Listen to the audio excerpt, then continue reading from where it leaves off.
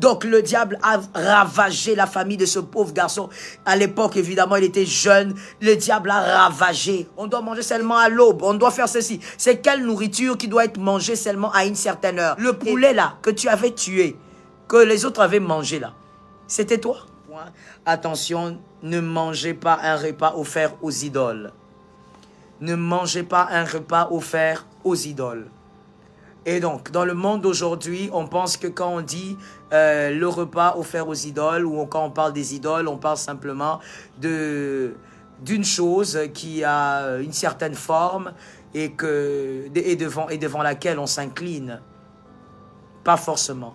Ça peut être ça, oui, mais il n'y a pas que ça. Un repas offert aux idoles, c'est tout repas qui passe par des rites mystiques.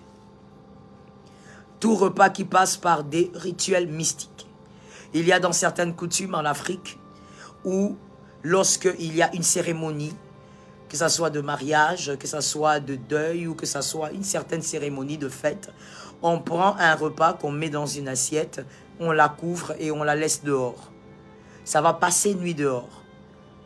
Et on va récupérer le matin et on va donner un petit morceau à tout enfant ou à tout membre de famille. On va donner un bout à tout le monde. Et pourquoi? Parce qu'on dit ça doit rester dehors, parce qu'on veut au fait que les ancêtres bénissent la chose. C'est un repas offert aux idoles. Parce que les ancêtres, comme on l'a dit, je ne sais plus sur quel point, ils sont morts, ils sont dans le monde des morts. Il n'y a pas de relation entre eux et nous. C'est-à-dire, comme ils sont dans le monde des morts, et donc, ce n'est pas eux. Même si vous venez, vous trouvez que le repas a été mangé, parce qu'il y a d'ailleurs pour certains cas où on voit que le repas a été mangé d'une certaine manière. Et il y a même des gens qui s'amusent avec pour dire, oh, certainement, c'était un chien qui est passé par là, ou un chat qui est passé par là. Mon frère, je veux peut-être t'amuser encore, mais je te dis sérieusement, le monde mystique existe. Le monde mystique existe. Et moi, ce que je ne comprends pas trop bien, c'est les chrétiens qui n'y croient pas. Parce que tu ne peux pas croire en Dieu sans croire que le diable existe. Pourquoi? Parce que Dieu lui-même, le créateur de tout, a créé le diable, Lucifer, qui s'est révélé plutôt dans les cieux. Comment tu crois en Dieu et tu ne crois pas que les diables existent? Parce que c'est Dieu qui a créé le diable et qui l'a même précipité, selon la parole de Dieu, avec les démons qui l'ont suivi. Donc, être chrétien et ne pas croire aux choses, au monde spirituel ou au monde mystique, c'est quelque part, c'est leurrer soi-même. Tu te leurres pour rien. Ou tu préfères peut-être nager dans une grande ignorance et ça te fait du bien. Il y a des gens qui se sentent bien dans l'ignorance, ça dépend. Mais ce n'est pas du tout normal de dire non, ces choses n'existent pas. Si ça n'existe pas, alors c'est que Dieu aussi, tu ne devrais pas croire en Dieu. Tu ne devrais pas croire en Dieu. Parce que Dieu a créé les êtres spirituels. Et parmi ces êtres spirituels, la Bible nous en parle. Et longuement même dans Ézéchiel. Comment est-ce que l'ange de lumière est devenu le diable aujourd'hui? Et a été précipité par Dieu lui-même. Alors comment ne pas croire en ça? Non, mon frère, je disais ça existe. Ou dans certaines coutumes, comme je disais en Afrique, on met le repas dehors parce que on veut respecter un rite et on dit les ancêtres vont venir manger. Effectivement, ce repas disparaît mystérieusement. C'est pas un chat qui a mangé, c'est pas un chien qui est passé par là. Non, rien à voir. Mystérieusement, ce repas disparaît. Ou une portion disparaît parce que on va donner l'autre portion aux membres de la famille. Et donc, il y a des choses comme ça dans certaines coutumes. Et vous verrez même des fois les chrétiens tomber dedans. Vous verrez les chrétiens tomber dedans. Et ça, c'est très bizarre. C'est très bizarre. Il y a aussi, par exemple, dans certaines familles ou dans certaines coutumes, on demande à cause justement, à l'occasion de quelque chose, c'est toujours à l'occasion de quelque chose, d'une célébration ou encore d'un deuil, mais en tout cas, à l'occasion d'un événement, d'une naissance. On dit, écoutez, que tous les garçons de la famille amènent des poules. Que toutes les femmes de la famille amènent tel ou tel autre animal. Je viens d'abord ici directement, maintenant et tout de suite, vous dire ceci. Attention. Attention lorsque vous devez obéir à une coutume qui vous demande un animal. Un animal qui a en lui le sang.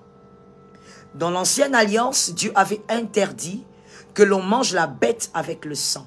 Pourquoi? Parce que le sang, comme la Bible dit, c'est la vie. Le sang est le symbole de la vie. Voilà pourquoi le peuple juif, jusqu'à aujourd'hui d'ailleurs, parce qu'il respecte la loi mosaïque, ne mange pas la bête étouffée. Ne mange pas toute bête qu'on a étouffée et donc dont on n'a pas vu le sang couler. Parce que dans les livres justement de Deutéronome, de Lévitique, on nous dit qu'il ne faut pas manger la bête et son sang.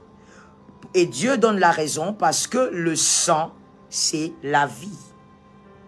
Et donc vous voyez que quand on vient, on vous demande une bête, un animal, dans une coutume qui n'a rien à voir avec la dot, parce que dans certaines coutumes, dans la dot, on demande aussi un animal, c'est-à-dire il y a certains qui demandent des poules, d'autres des chèvres, d'autres, peu importe, ça dépend des coutumes. Là, c'est comme on l'a expliqué dernièrement, c'est la dot, et on a vu dans la parole de Dieu que la dot existe. Mais dans un autre cadre, lorsqu'on vous demande d'apporter un animal, c'est-à-dire celui qui a en lui la vie, le sang, faites attention. Faites attention. Si vous voulez mon conseil, selon la parole de Dieu, je vous dirai ne donnez pas. Ne donnez pas. Parce que généralement, dans ces coutumes, comme d'ailleurs la Bible le dit, l'animal représente le sang. Et le sang, c'est la vie. Donc, quand tu donnes l'animal, tu donnes une vie. Comment toi, aujourd'hui, tu ne sais pas que lorsqu'on te demande d'amener une bête, on est en train de te demander la vie? Comment jusqu'aujourd'hui, tu ne sais pas que lorsque toi, tu vas dans les rituels de famille, des fêtes des familles et tout ça, tu amènes, on te dit, non, il n'y a que toi. Selon le rite de cette famille, à cause de ce qui s'est passé, comme tu es l'aîné, ou comme tu es je ne sais pas quoi, jumeau ou quoi, tu dois amener, c'est toi qui vas amener la poule, et on va préparer cette poule-là, et puis tes frères vont manger. Et toi, tu es aussi fier là, tu vas prendre ton argent, oh my God, et tu vas même, tu achètes la poule, et tu amènes, tu dis, voilà, c'est comme ça, il faut honorer la coutume. Honorer quelle coutume? On honore ce qui est biblique, ce qui n'est pas biblique, nous jetons. Nous jetons, nous ne voulons pas faire souffrir la descendance. Quelle coutume? Tu amènes cette poule-là, on la coupe, et des fois même, God, my God, j'ai fait la délivrance d'une dame, elle, qu'est-ce qu'elle avait fait? Je te résume ça, alright? Parce qu'il faut qu'on carbure en prophétie. Elle, qu'est-ce qu'on lui avait demandé? Un peu la même chose. On lui dit, tu amènes une poule parce qu'il y avait une cérémonie, j'ai oublié le genre. Tu amènes et puis on va préparer cette poule-là. Et c'est ce que les gens vont manger. Elle part, elle achète. Surtout quand c'est la belle famille qui demande. Les femmes. Madame, pour te faire aimer dans la belle famille, tu vas tuer des gens. Comme je le disais hier, la femme. On lui donne le jardin d'Éden, elle prend le fruit. L'homme est arrivé avant dans le jardin là. Il savait qu'il y avait le fruit. L'homme ne rôdait pas autour. Mais la femme, pour faire plaisir à ta belle famille, tu vas tuer des gens. Quand c'est ta belle famille qui te demande, tu commences à trembler. Tu commences à trembler comme une feuille. Tout ça pourquoi? Tu veux te faire aimer. Ma soeur, je vais te dire une chose. L'amour se travaille, c'est vrai. C'est vrai. Parce que même avec Jésus, on travaille notre amour avec lui, notre relation avec lui. Voilà pourquoi on soigne notre relation avec lui. Parce que quelque part, l'amour s'entretient, ça se travaille.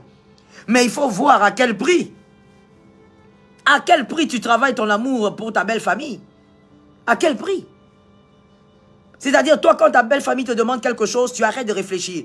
Ça veut dire que tu n'as plus de cerveau. Tu as pris ton cerveau, tu as déposé ça quelque part. Et voilà, tu n'es plus là, au fait. Tu n'es plus là. Tu planes dans un autre monde. Tu deviens comme un robot. Tu dois absolument exécuter comme un robot. Pourquoi? Parce que ta belle famille a demandé.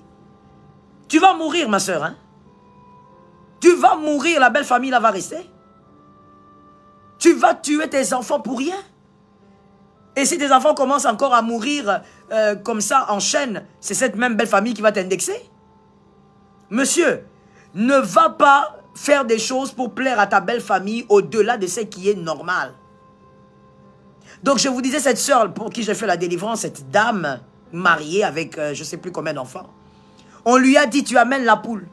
Pour la cérémonie, là tu amènes, on va préparer. Quand elle vient avec, on lui dit, tue toi-même. Et puis tu vas préparer aussi toi-même. Elle est là comme ça, toute contente, en train de se mouvoir. Elle se dit, voilà, il y a plusieurs belles filles ici, mais c'est moi que la belle famille a choisi pour préparer le poulet. Elle coupe la tête, elle nettoie et tout ça et tout. Elle se met à préparer. Elle finit, la cérémonie se passe, les gens mangent et tout ça, tout se passe bien. Et vous savez, oh my God, vous savez certaines choses, comme je vous disais, quand vous êtes ignorant, vous ne voyez plus. Que quelqu'un me dise le voile. Que quelqu'un me dise avec autorité et foi le voile. Il faut que le voile se déchire ce soir, in the name of Jesus. Il faut que le voile se déchire. Que cette session de 28 jours de prière ne se termine pas sans que ton voile ne se déchire. C'est-à-dire que tu dois voir clair, la connaissance, tu dois l'avoir. On dit à cette femme, par sa belle famille, tu vas préparer et tu ne manges pas. Toi, ne mange pas. Nous allons manger, toi, tu ne manges pas. C'est comme ça, c'est le rite. Ah, elle dit oui, oui, oui, il n'y a pas de problème. Elle est là toute contente, en train de sourire, que les gens mangent sa bouffe. Or, la vérité, c'est quoi? Tu ne peux pas manger parce qu'en réalité, une personne ne mange pas sa chair.